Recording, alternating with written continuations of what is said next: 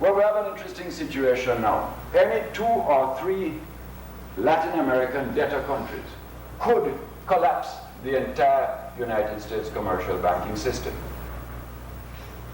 Now, what is being done? What is being done is each time one of these countries approaches a crisis, Mexico, Brazil, Argentina, the US administration jumps on top of the IMF and says, get out there, work out some little quick rescheduling, pump in some more bank money, stimulate the banking sector, the private banking sector to lend some more, and the whole of us are engaged in a mad, elaborate game of pretend. When those agreements are made, a Mexican government pretends that it can keep the new payment schedules. The banks that lend the money pretend that the payment schedules can be kept. The commercial banks pretend to their shareholders that all is now rosy in the garden.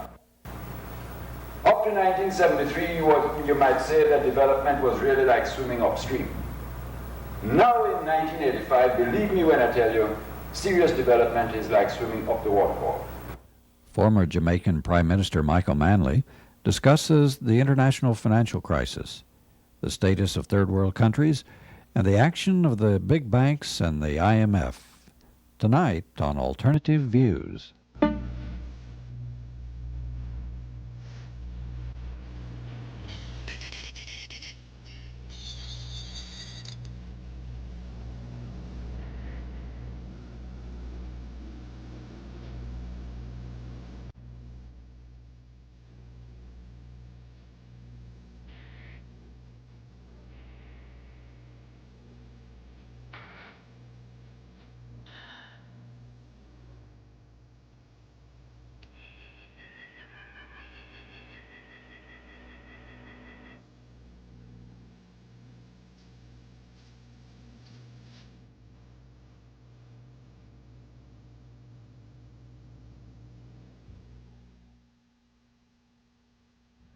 Michael Manley was the Prime Minister of Jamaica from 1972 through 1980, during which time his country was subjected to a typical CIA, State Department, International Monetary Fund destabilization program.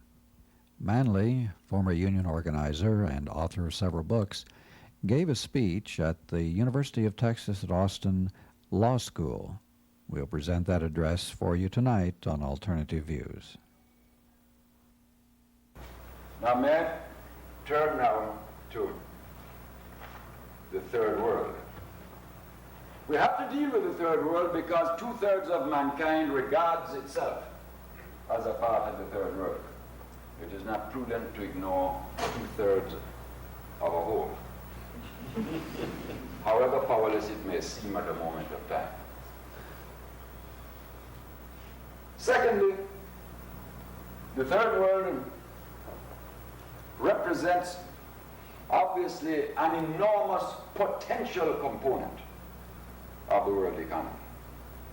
So it is not just a human question of numbers, but there is the economic implication of those numbers. Now, I think that in the same way that we must take a brief look at history to understand how the IMF and the World Bank and GATT and all the rest of it, how they arose, what is the context in which they arose, equally with the third world.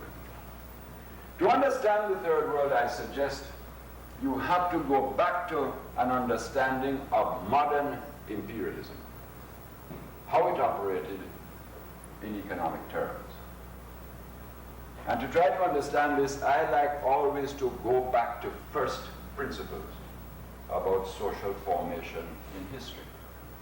I believe that you would agree with me that if you go back into the earliest history of man's organization of himself into social aggregates capable of some kind of collective action, that there is a logic to human experience which we can divine. And the logic is that if I get to the point surrounded by my brothers and sisters and whatever is the extended family of my tribe, what I will learn to do is to produce with the resources that are at hand. It may be that I have a mixture of some knowledge handed down and good fertile land, which makes me a producer of certain kinds of agricultural products. Other people may, by opportunity and accident, be more in the field of hunting. But whatever it is, the process of social and economic formation begins with the production of what you need from what you have, granted your state of knowledge. In due course, some bright person will invent the wheel or something else, and you begin to get the beginnings of specialization and greater efficiency. And so out of that you will get the point where surpluses are produced that become the basis of exchange with some neighboring social group. And out of that exchange you begin to form the two things, trade, though it may not be called that at that time of history, obviously, and you begin to get the beginnings of that specialization which we now describe as the international division of labor. But the logic of the process is that you start with what you have and you produce a surplus that it is to your advantage to exchange. I take time to stress this because this is the element that is forgotten always in the understanding of what has been the impact of modern imperialism on the world. Because what modern imperialism did is to uniquely and completely reverse all normal social and economic formation. For the first time, huge areas of the world on a scale unprecedented after Columbus are brought within a type of external domination backed by military force and military technology that leads to the formation of the colonial empires. And these colonial empires are developed in a completely artificial way that reverses the normal process of history. Whether it is a Jamaica that is developed as one large sugar plantation, or parts of Africa that are developed to produce cocoa, or other parts of the world that are distorted into being producers of the raw cotton that is the basis of the textile industries. For the first time you get economic development that is not a logical outcropping of a people's experience and needs, but is externally determined to take a particular form. And so for the first time we get economies that have this feature that by force and control they export everything that they produce and they import everything that they consume. And that leads to the modern phenomenon that we describe as structural dependence. It leads to the deformity of economies. It leads to an inescapable underdevelopment, not because a group of people are dumb necessarily, but because they are part of an empire and have been assigned a role in the international division of labor as the producers of commodities, which then become vital to the whole process of industrial and other types of development in Europe. And I don't say this because I harp on the past. I say this because if you do not understand this, you'll never begin to understand what is the nature of the third world crisis, what it is the third world has to struggle to undo. You know, I'm always reminded of, if you just stop and think, Jamaica is one large plantation throughout the 18th, the 17th, into the 19th centuries. You grow cane. You can't go and ship the cane to England because it's too heavy. So one economic operation is allowed to Jamaica, and that's to grind it into raw brown sugar. That is then put on a ship.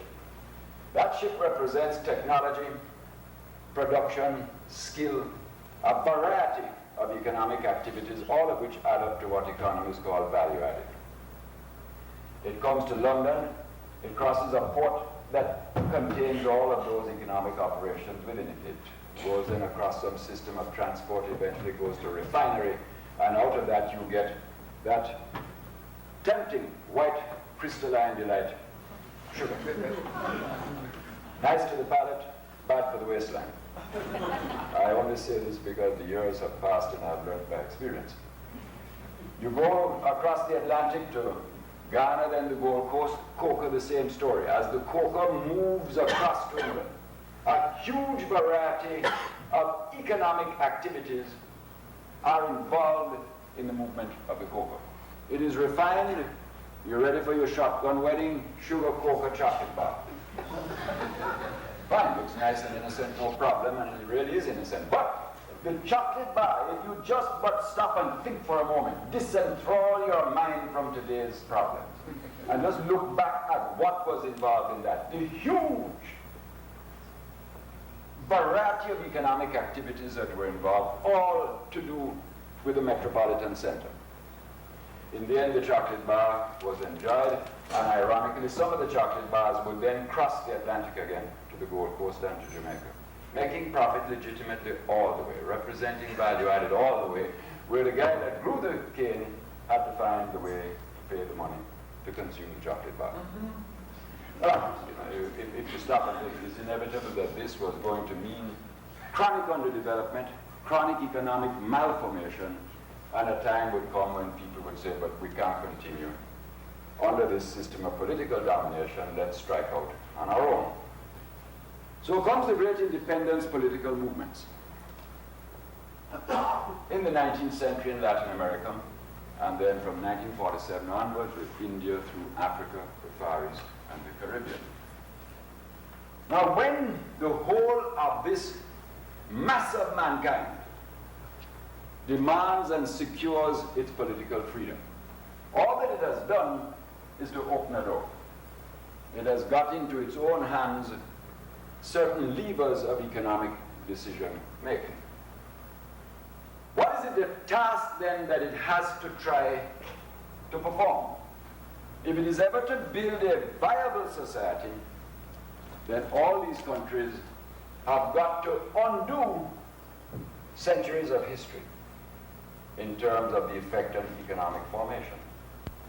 One way of putting it is that the countries have then to find a way to repatriate the value added, which was lost historically.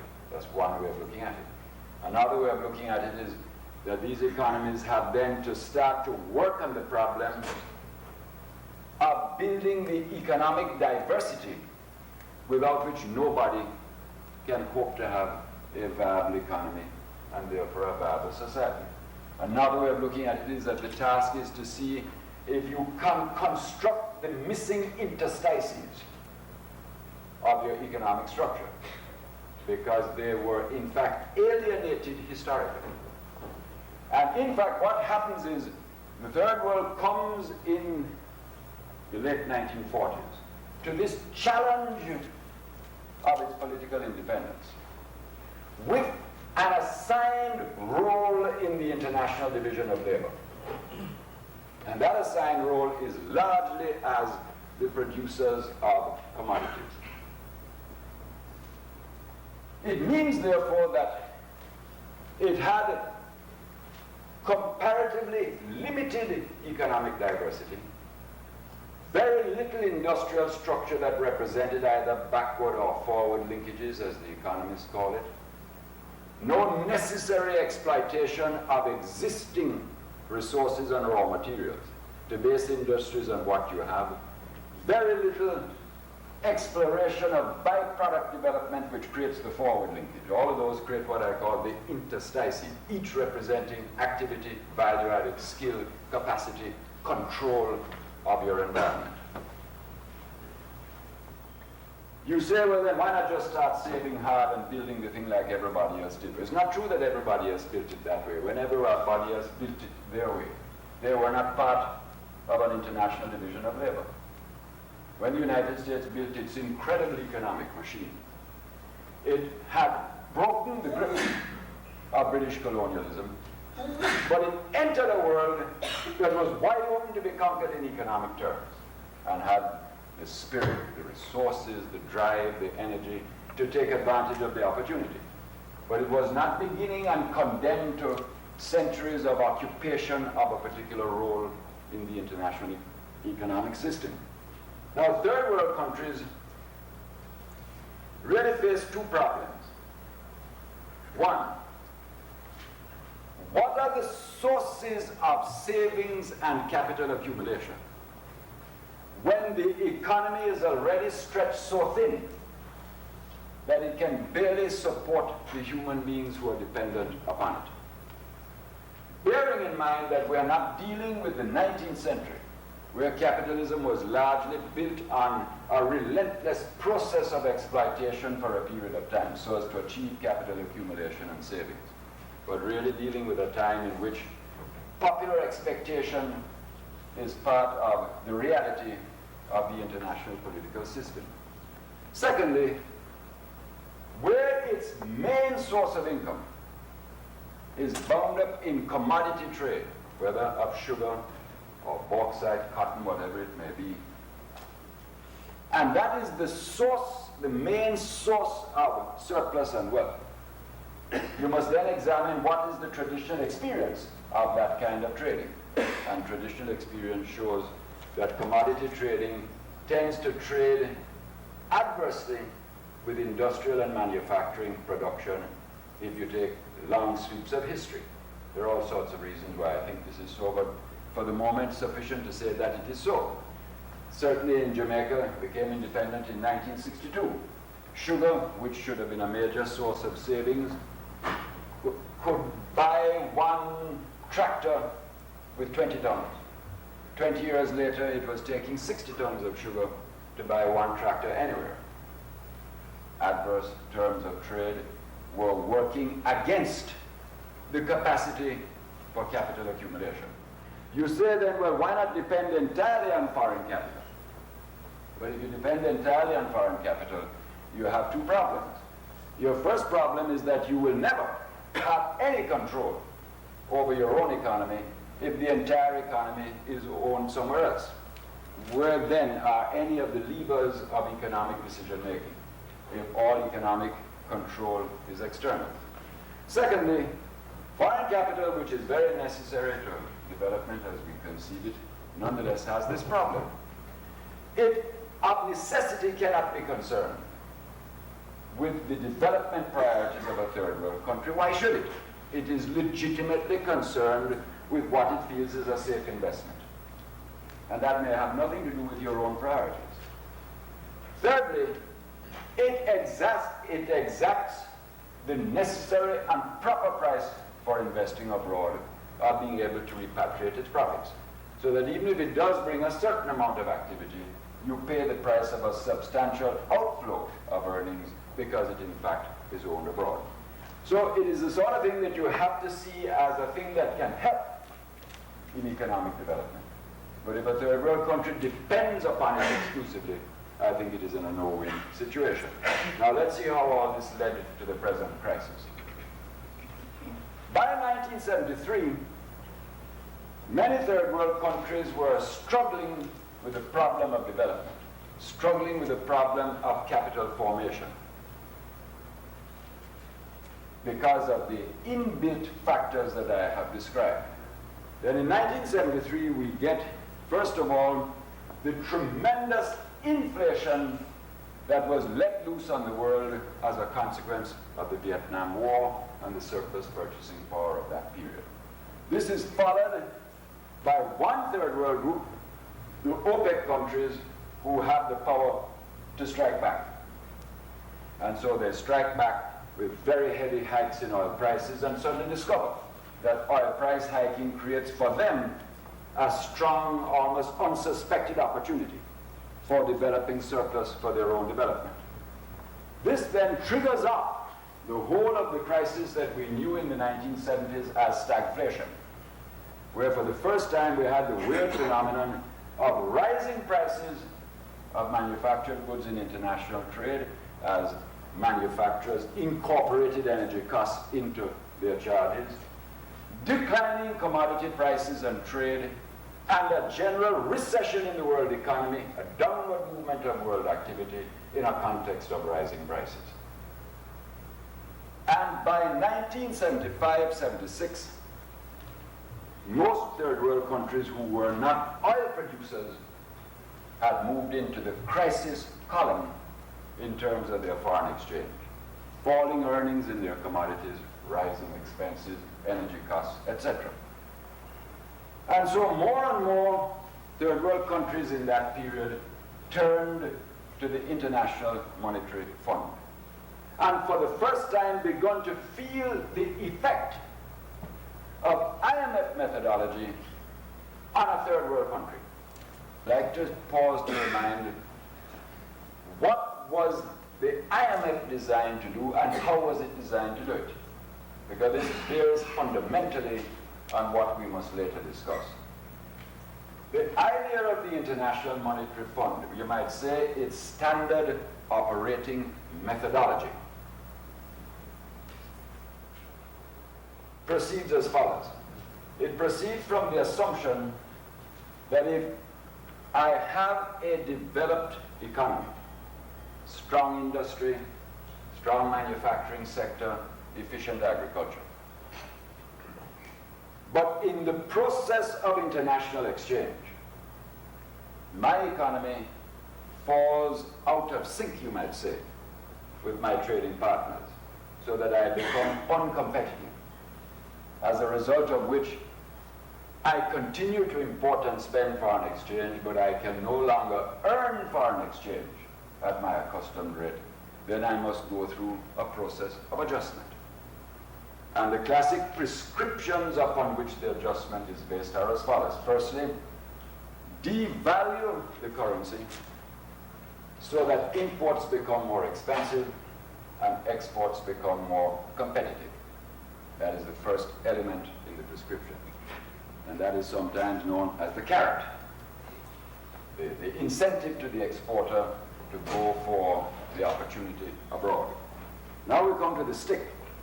The stick is to do with the demand management, and that is achieved by compressing the internal money supply. Firstly, by creating substantial reductions in government expenditure, which reduce internal demand, supporting that method by putting a halt on wage increases, which is another way in which demand could be increased, and sometimes by adding to that elements of credit squeeze and so on and so forth. And this is done for the purpose, hence the name stick, of reducing internal demand for production so as to force the producer to go driving outwards for exports, because you really can't sell internally any longer. But I have never had the privilege of being in any way responsible for the operations of a developed economy. So I have no personal experience in this.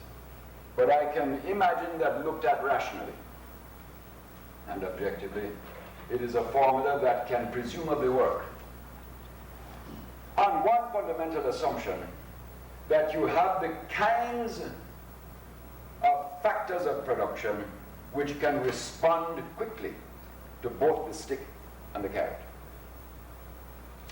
If your problem is underutilized capacity, then this can be a quick way of bringing it into operation.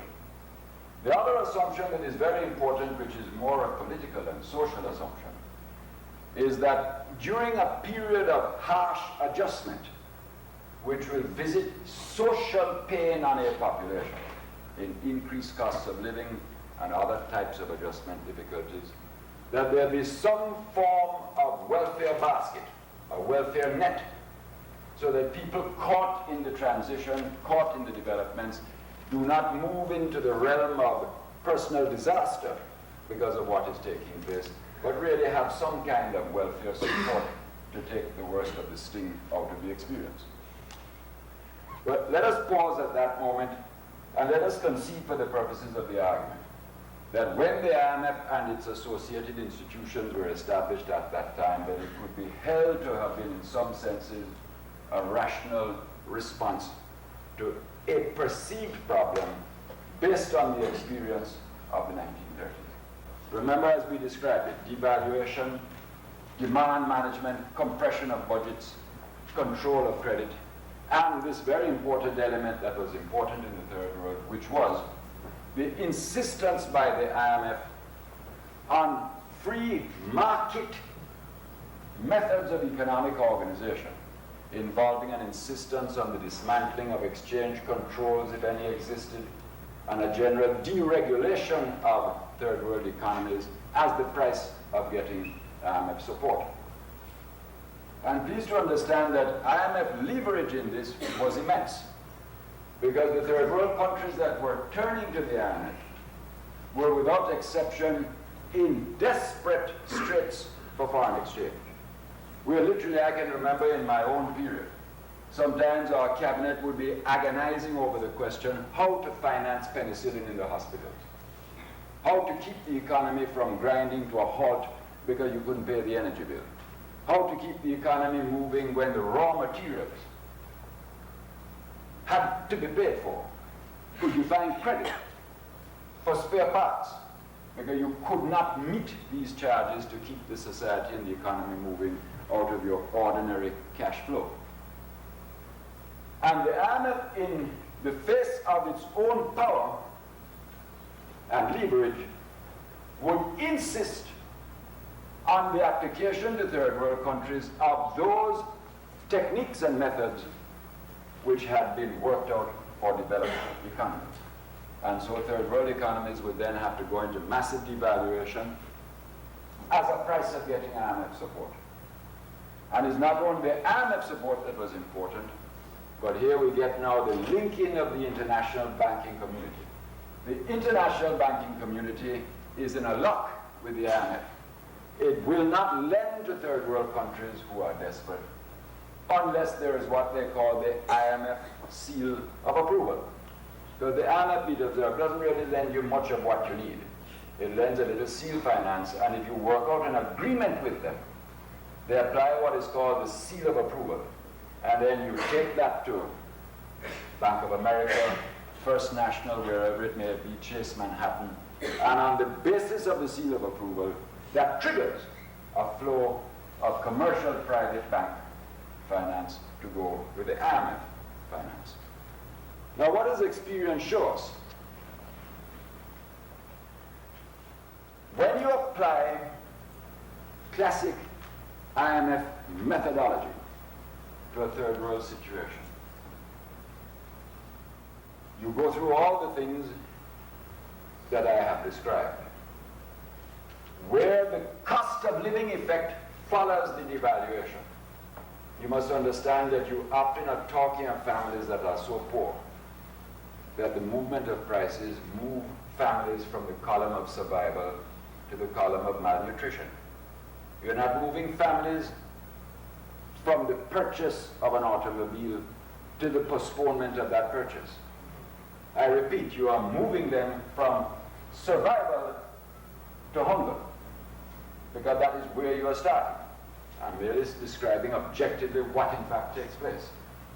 Secondly, when you look at a third world country and say there must be a sharp, immediate contraction of its budget expenditure, you are literally closing hospital wings. You are laying off doctors.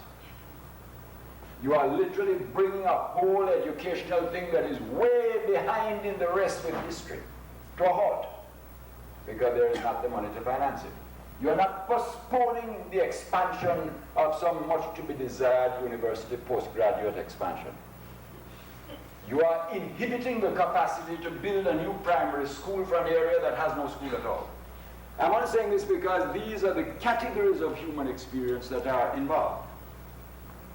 I go further. When you insist in the name of free market theology, I choose the word advisedly in the context.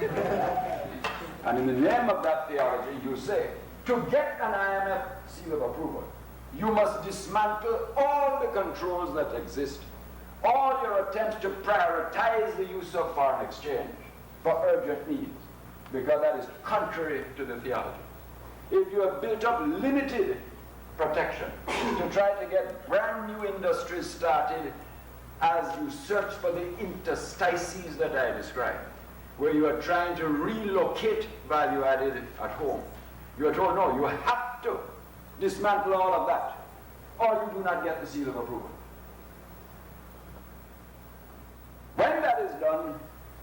what have you got? One set of social consequences, which we've described, but you also get a set of economic consequences. Very often, the economic consequence is that the demand management so compresses the economy that manufacturers who need a home base, in their case, to be able to compete internationally, who have no experience of international competition, have no established market mechanisms in the world with which to launch their export drive, then find that you destroy the first tranche of production against which they can set their overheads, and proceed to try to export in a hostile world market at a unit cost of production situation that is as disadvantageous as you could make it if you tried to do it. So that when we look at it, we have two things that you might say have emerged as the experience.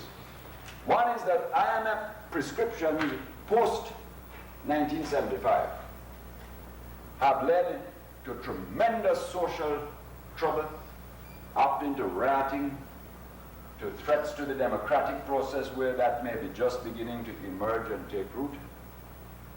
All that is well documented. What is not so well documented is that one can think of almost no case where the deflationary methodology of IMF prescriptions has been accompanied by a substantial takeoff in production.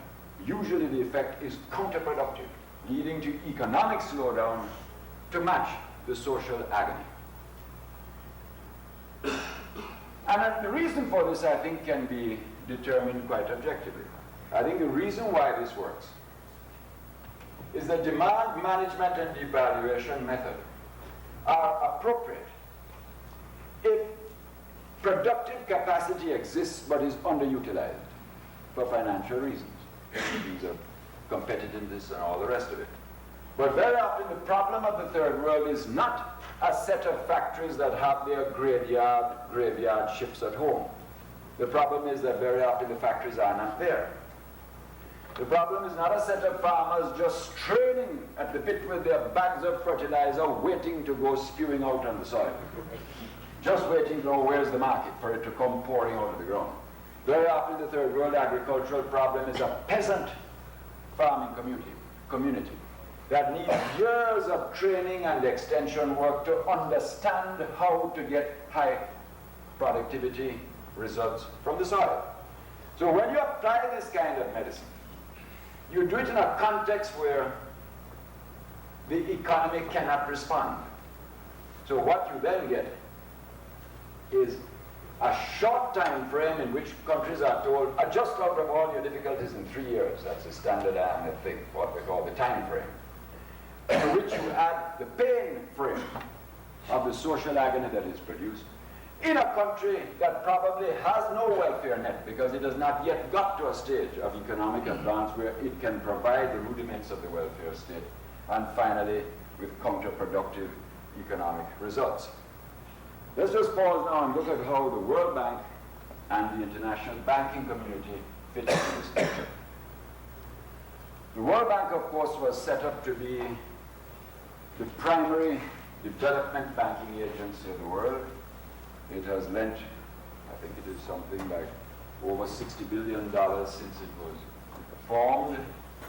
It charges less than normal commercial banking rates and usually will give short moratorium periods on its loans of about 2 or 3 years before you start repaying. So there's no doubt that in comparison from what you could get to Chase Manhattan, a World Bank loan is advantageous.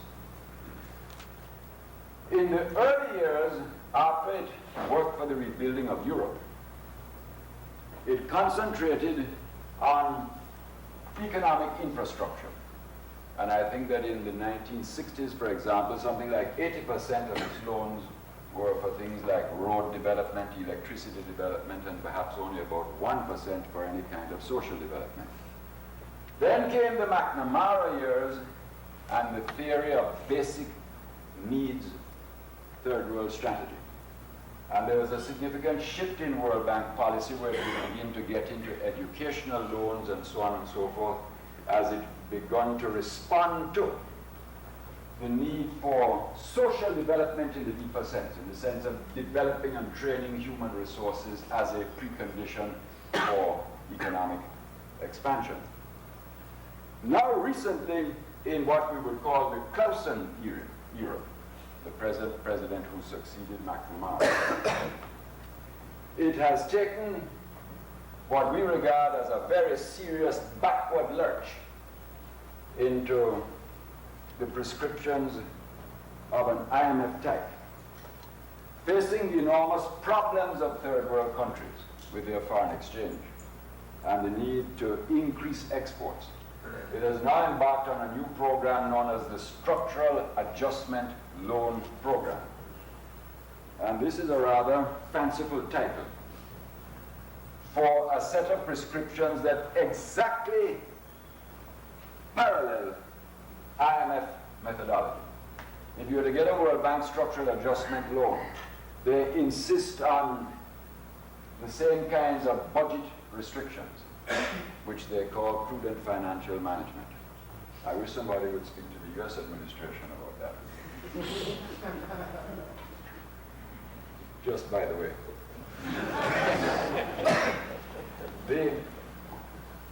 They insist on the deregulation of the economy, the dismantling of exchange controls, and so on and so forth. In other words, they now, like the IMF for the first time, are adding to the pressure on third world economies to react in this particular way in accordance with a particular theory of economic development. I make one last comment about the economic consequences of that, after which we'll go into the high drama of the debt crisis, which will hopefully lead us to the end. It's a very technical subject. How you stand listening to that, I can't imagine. I really congratulate you for a sort of intellectual fortitude.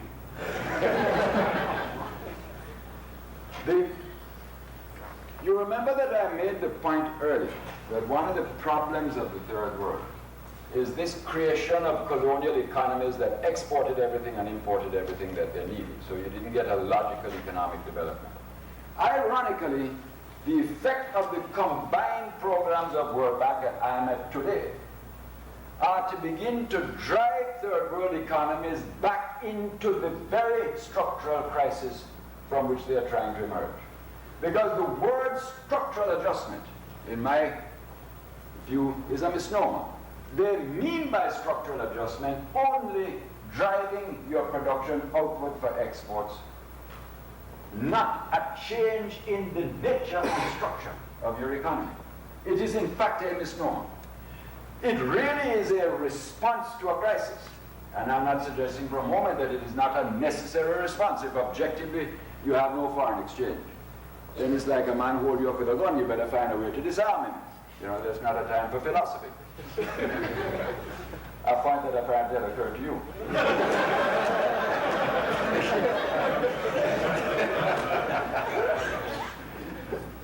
So, nobody quarrels with the fact that third world countries just have to export more. Otherwise, they will not, in fact, survive. But as they pursue these policies, what is happening is the combined effect of the drive to export to survive with the deregulation policies that are insisted upon is having the effect, you can see it in Jamaica. Those small beginnings at industrial formation that were taking place, even if only in the name of import substitution, are now going to the wall. They cannot compete with what is really the surplus marginal production of the mightiest economies in the world. And to tell me that there's an opportunity cost in this really is to miss the entire point. If I pursue that opportunity cost alone on the fine margin of computer calculation, I will never repatriate my economy. I will forever be dependent on the inert. And if I'm forever dependent on an inert that I cannot even finance, I will be forever dependent on foreign capital, in which event I will never have an economy of my own at all. Therefore, we believe that you have to have a point at which rationally, pragmatically, hopefully intelligently, you pay a certain cost of perhaps production that is a little more expensive than you could import from Kellogg's or somebody else. while you begin to create your own chaos. Because if you don't do that, you will never ever get out of your fundamental structural crisis. And so we are really re-entering the 19th century in the name of our pursuit of the 21st. Not a pleasant experience. Now let's look at the banking role very quickly, and then where are we heading to? At the start of the 1970s, I don't think the commercial banks' loans to the third world represented more than about 4% of their external credit arrangements. But when 1973 occurred, a very interesting phenomenon developed in which third world countries desperately needed cash to survive. A few of them misused it, and a few of them pursued grandiose dreams of military glory, like the late unlamented Shah of Iran. You know, there was that kind of madness, and there was some corruption, but to suggest that that is a typical third world experience is completely misleading. Most third world countries were just desperate and trying to find a way to survive. So they needed cash. Meantime, the international commercial banking system, on behalf of its major clients, which are the developed countries, were very worried about the prospect of diminishing third world demand and the effect that that could have on the world economy. Thirdly, they were anxious to put oil surpluses to work and to find a way to recycle them. So it seemed a logical thing to meet our needs, first world exporting and general needs, and recycling needs, to start the heavy program of loans to third world countries. By the last part of the 1970s, bank exposure had jumped from about 4 to 40% of third world debt exposure, and I believe by 1982 it had risen to about 50%. So by now the commercial banks have got into the act. Now what has that led us to? It has led us to the debt crisis. Let us just say very quickly what that is. At this moment, total third world debt, which has arisen for structural historical reasons and the later crisis reasons of the 70s and 80s, third world debt is now $1,200 billion. That what's it, 1.2, what they call that, zillion, what, trillion, not quite a zillion yet. No, I think that's a pop song, actually. My daughter tells me there's something called How to Be a Zillionaire. So I just bought it for it to take it home tomorrow. That's my passport back into my home. But if I tell you that she's 12, you'll understand. And this debt has become so vast that it is now typical in third world countries like Jamaica to have to commit anything up to 50 or 60% of all foreign exchange earnings to pay the interest and sinking fund. What is now happening is that starting in the 70s, third world countries borrowed to survive in their foreign exchange crisis. Then they found that the money market shortened. 12-year money became 8-year money. 8% interest money became 10 and then 12.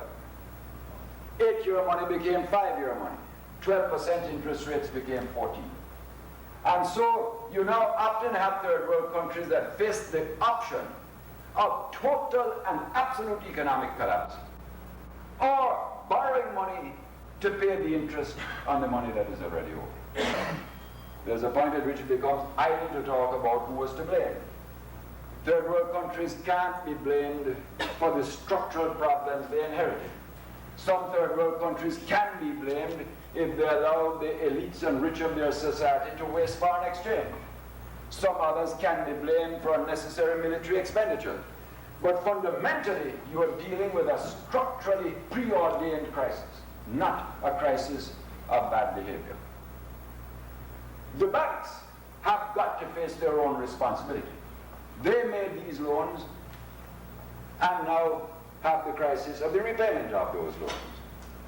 and the whole of the first world is a part of the crisis, because every attempt by the third world to invite structural adjustment in the world economy has been repudiated by the first world, who says, in effect, we're doing very nicely, thank you, you're all talking nonsense.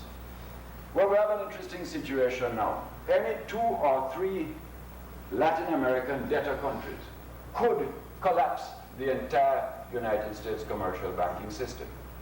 It is your good fortune, and perhaps mine, that they have not done that. Now, what is being done? What is being done is each time one of these countries approaches a crisis, Mexico, Brazil, Argentina, the US administration jumps on top of the IMF and says, get out there, work out some little quick rescheduling, pump in some more bank money, stimulate the banking sector, the private banking sector, to lend some more. And the whole of us are engaged in a mad, elaborate game of pretend. When those agreements are made, a Mexican government pretends that it can keep the new payment schedules. The banks that lend the money pretend that the payment schedules can be kept. The commercial banks pretend to their shareholders that all is now rosy in the garden, because they can't face their shareholders if they tell the truth. And all you mean is you are waiting for 6 months, 3 months, whatever, till once again the exports cannot match the scale of the demand on resources. Or a society becomes so profoundly affected socially by the contraction internally that you get rioting, problems, and instability.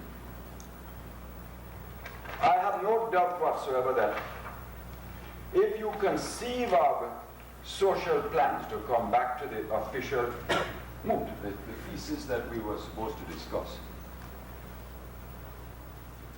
that it is impossible almost to work out an effective social plan in an average third world country today that does not have the advantage of something like oil, or does not have the advantage of being of strategic significance to one of the major military powers like South Korea, where you become the beneficiary of enormous injections of support and so on and so forth. If you don't have some such special advantage, and are just one of the guys struggling to make it the best way you can. Up to 1973, you might say that development was really like swimming upstream.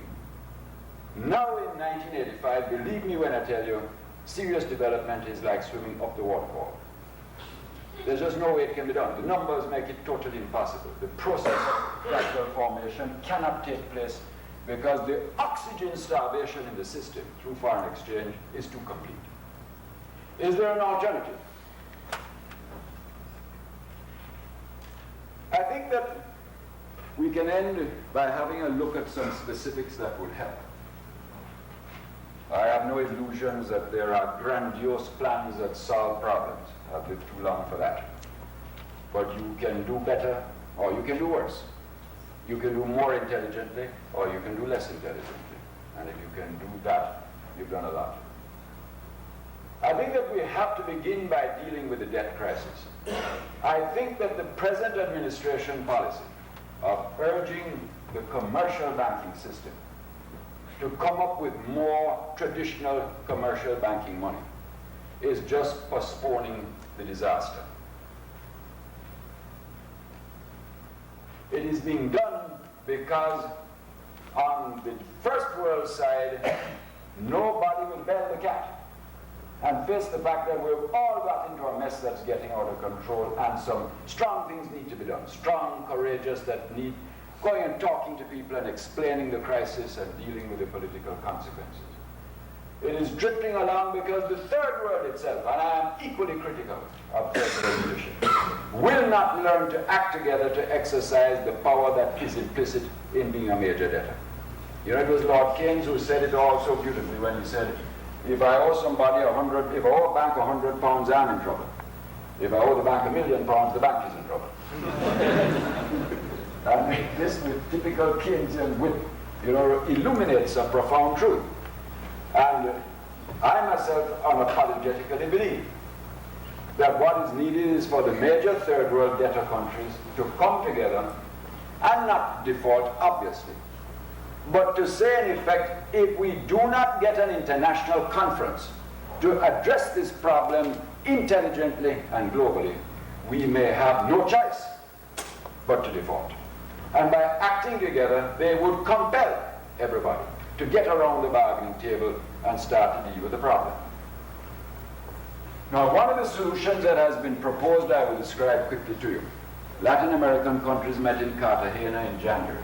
The Socialist International, which is all the great labor parties and social democratic parties of Europe and Latin America, they adopted this in March, and it is all a part of the book you referred to, Global Challenge. And what it in effect says is this, that you have to look at that $1.2 billion of debt and find a way to suck a large part of it out of the traditional repayment configurations. And it is suggested that if, for example, the major creditor governments would underwrite a bond issue, that you would be able, without the actual transfer of cash, the payment of cash, to take a large part of the commercial bank exposure and incorporate it in a kind of bond, the interest of which would then have to be underwritten by some agreed formula between all the interested parties. By that device, underwritten by creditable governments, we feel that you could take the pressure out of the bank portfolio problem, which is an enormous problem.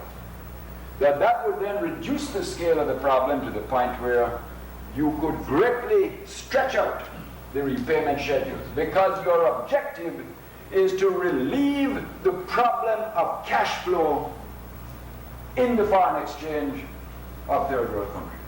It is how to get that cash flow from the 50% invasion which cripples you, or the 60% that cripples you, to the point where it is not more than perhaps say 20% that has to go into debt servicing. And the second thing that is proposed is that a rescheduling be based on a negotiated guideline in which you would try to reach a position where no one debtor country was in a formula that called for more than 20% of its foreign exchange earnings over a reasonable prediction of those earnings for the next few years, and subject to review from time to time. All of this, of course, rings very strangely in traditionalist airs. It sounds like impertinent interference with this inscrutable mystery known as the market. But the fact is, the market has led us into the mess. And unless we can find a way to manage the market and get back into some kind of condition, I think we can deal with disaster. That basically is the kind of outline of the idea that there is, and if it could be done, it would be of tremendous help. But we don't feel it is enough merely to solve this debt problem, because if you deal with this alone, you can very easily get into another one if you're going to merely duplicate the experience of the last 20 years. And even though we propose that the least developed countries, like in sub-Saharan Africa, should be forgiven their debt completely because it is such a small component of the whole and they have no way of repaying at all, they too can slide back into crisis if we merely forgive the debt, or reduce it to negligible proportions. And we feel that there are other basic things that need to be addressed. We believe that commodity trading, which is so important a component in third world development, should be stabilized. That there are already models in Europe that create stabilization, that we need to stabilize commodity prices through the operations of what is called the common fund. If you want, we can ask questions about that later and discuss it in detail. We believe that barriers to trade have got to be dealt with, and that the whole protectionist reflex of the first world is having disastrous effects on the capacity to move forward. We feel that multinational corporations need to be brought under some form of international code of conduct, so that they cannot literally shut small countries down at the pressing of a computer button in Detroit, without regard to any of the consequences for people. And we feel that the IMF and the World Bank need to be reorganized to provide that countries that can develop effective long-term plans of development can find a window of foreign exchange support for those plans that give them the opportunity to build effective productive capacity over time instead of being exclusively reliant on foreign investment, which in any case is not common. This thing of the IMF having a long-term window to support development is regarded by us as complete and does not mean the support of bad plans, does not mean the support of incompetence or inefficiency, does not mean the support of corruption. What it means is a recognition of the need for a certain type of resource availability if productive capacity is to be developed. And that, I think, is crucial in the formulation. Finally, we believe that as long as the world is pursuing, and this is a personal belief, which may not be shared by many people in this room, but I believe that as long as the first world is in the grip of the monetarist assumption, is in the grip of an instinctive deflationary type of policy because of the obsession with the very real problem of inflation, that so long as it is going to be impossible to get a substantial forward movement of the world economy. We believe the time has come to look at a new form of international economic cooperation in the first world. The Socialist International is now committed to the view that if first world governments of like-minded orientation would start to reflect their economies cooperatively and simultaneously, that the increased exchange, trade, and economic activity that would result would have a lowering of unit cost impact that would offset the major danger of inflation. We believe that if that were to start, associated with a certain amount of development finance made available by successful reduction in arms expenditure, that out of that you could provide the engine for a new cycle of growth in the world, provided the general policies address the structural problems and opened up the opportunity that third world countries with the will, the sense, the leadership, and the political management could in fact benefit from the general growth. I think therefore that in a very real way the talks in Geneva today take place at a very critical historical junction. The third world at the moment is virtually paralyzed. Europe is virtually paralyzed. First world unemployment is now in excess of 30 million. European social capacity is being profoundly frustrated. Has not the time come for a whole new understanding of the meaning of an interdependent world economy? A whole new willingness to move in and try to take the steps that will put the oxygen back into the system so that the world economy can breathe and create new opportunities for social viability for all mankind. I think that that is the challenge that your generation faces. I hope you accept it.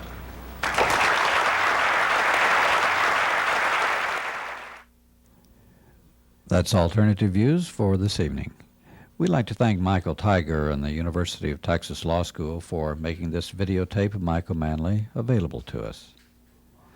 Alternative Views is a production of the Alternative Information Network, P.O. Box 7279, Austin, Texas 78713. We receive a considerable amount of mail, well, not a heck of a lot, but some. And we'd like to invite you to write to us if you have any questions about Alternative Views, or particularly if you'd like to see a previous program repeated. All you have to do is contact us, and we'll see what we can do to arrange it for you. Good night.